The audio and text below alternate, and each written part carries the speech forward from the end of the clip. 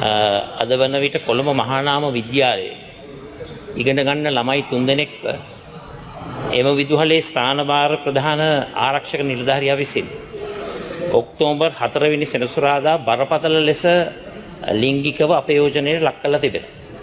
ඉතින් මේ වගේ තත්ත්වයක් තුළ මේ වන විට දැනගන්නට තිබෙන ආකාරයට විදුහල්පතිවරයා එමත් නැත්නම් අදාළ ආචාර්යවරුන්වත් මේ අපයෝජනයට ලක්වුණු දරුවන් තිදෙනා පිළිබඳව පැහැදිලි පියවරක් අරගෙන නැහැ.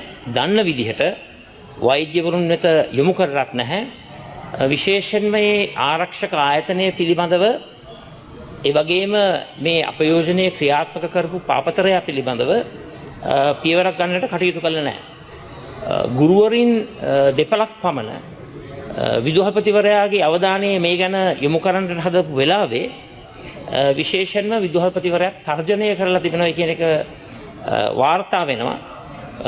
ඒ වගේම පැමිණිලි කරන්න ගියාම දරුවන්ව උසාවි ගානේ ගෙනියන්න වෙයි, අවුරුදු ගණනාවක් ගත වෙයි කියලා දෙමව්පියන් බියවැද්දීමකුත් සිදු වෙලා තිබෙනවා. කොච්චර උත්සන්න වෙලා තිබෙනවද කිව්වොත් මේ කාරණාව පාසල ඉදිරිපිට උද්ඝෝෂණයක් පවත්වන්නට කැඳවීමක් තිබෙනවා.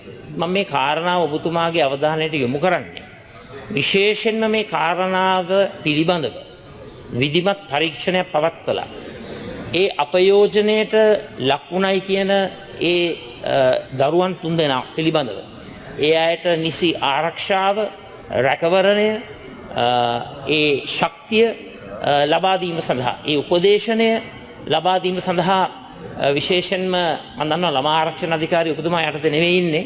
නමුත් මේක පිළිබඳව මේ සංවේදී කාරණාව පිළිබඳව කාටද මේක වගකීම තියෙන කියන එක ගැන හොයලා බලන්න නැතුව යම්කිසි පියවරක් ඔය ආමාත්‍යංශ ඒකාබද්ධ වෙලා හරි අරගෙන විශේෂයෙන්ම මේ අපයෝජනයට ලක්වුණු දරුවන්ට ලබා දිය යුතු ආරක්ෂාව, රැකවරණය, ඒ උපදේශනය, ඒ වගේම වෛද්‍ය ප්‍රතිකාර ඒවා සිදු වෙනවද නැද්ද?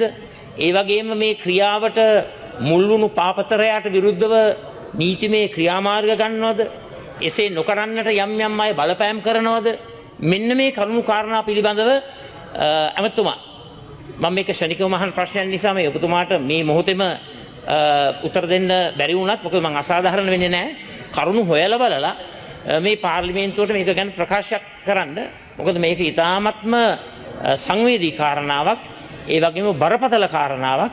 විශේෂයෙන්ම ලදරුවන්ගේ අයිතිවාසිකම් පිළිබඳව අපි කතා කරන මොහොතක මේ ලදරුවන්ට මේ පාපතර එයා ඉෂ්ට කරපු මේ විනාශය, මේ ඛේදනීය සිද්ධිය පිළිබඳව ගත හැකි උපරිම පියවර ගන්න කටයුතු කරන්න කියලා මම මේ අවස්ථාවේ ඔබතුමාට යෝජනා